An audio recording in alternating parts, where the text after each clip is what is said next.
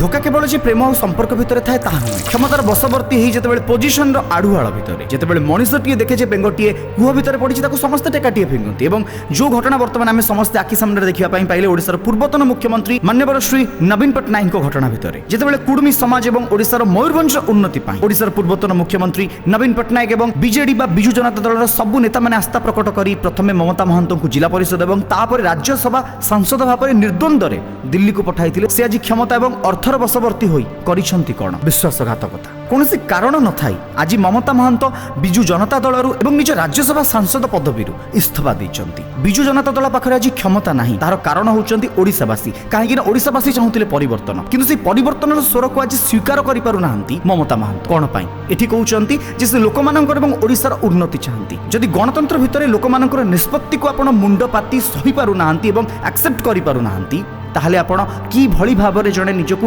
ରାଜନେତ୍ରୀ ବୋଲି ଭାବୁଛନ୍ତି? ଆପଣ ବି ପ୍ରଶ୍ନ ପଚାରନ୍ତୁ ମମତା ମହାନ୍ତଙ୍କୁ ଏବଂ ଭାରତୀୟ ଜନତା ପାର୍ଟିକୁ। ଆପଣଙ୍କ ମତ କମେଣ୍ଟରେ ଜଣାନ୍ତୁ। ଜୟ ଜଗନ୍ନାଥ, ବନ୍ଦେ ଉତ୍କଳ ଜନନୀ।